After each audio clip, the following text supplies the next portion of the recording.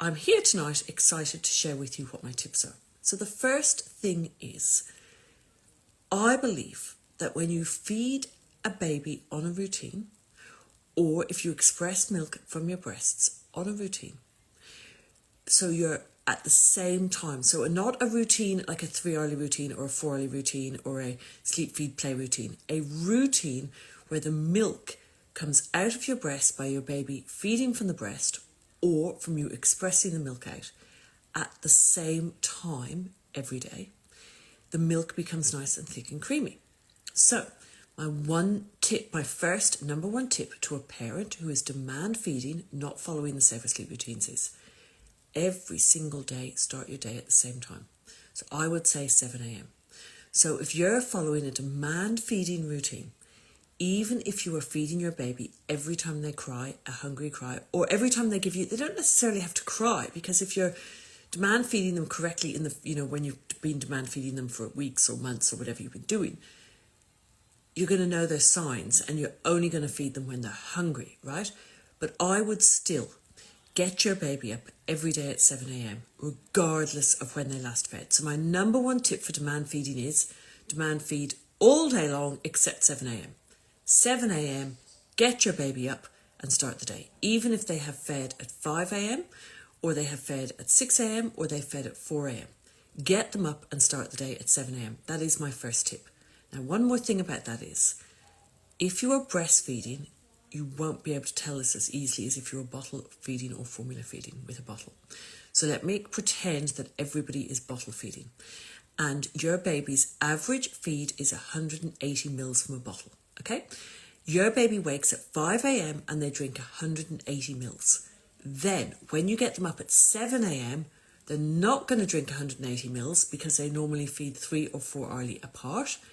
So they're not going to take 180. They might only take 80 mils because they've only digested 100 mils. So you're not to worry. You get them up at 7 a.m, start the day at 7 a.m, and they will have a small feed if they last fed at 5 or 5:30 or 6 a.m, because they will only feed until full.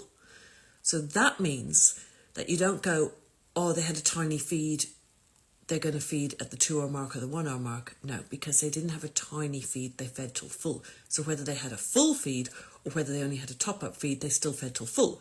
So they can still go the full next sort of section. If it was a Save Our Sleep routine, and it was a 3-week-old baby, it would be they'd get 10 a.m. Okay, so my first tip is always wake your baby, even if you're demand feeding, at 7 a.m. So the day always starts at 7 a.m. This gives your breasts the chance to make really good, thick, creamy milk at that one feed a day. And then most likely your child will fall into their own routine. So if you're demand feeding, they'll then want, let's say they're 10 weeks old, they'll then want the next feed at 11 a.m. And then it will become 11 a.m. every day. And then they'll want the next feed at 3 p.m. And then it'll become 3 p.m. every day. So before you know it, you'll be on the Save Our Sleep routine anyhow. So that's my first tip, is always start the day at 7 a.m. That way your milk changes. Okay, that's the first tip. Second tip is, always make sure there is 20 minutes of wide awake playtime before you put your baby to bed.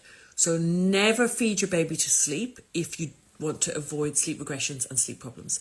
So even if you're following a demand feeding approach, make sure that your baby has 20 minutes wide awake time before you put them to bed. Okay, so the number 2 tip's much shorter because it's 20 minutes wide awake time before you put them to bed. Okay, that's your number 2 tip.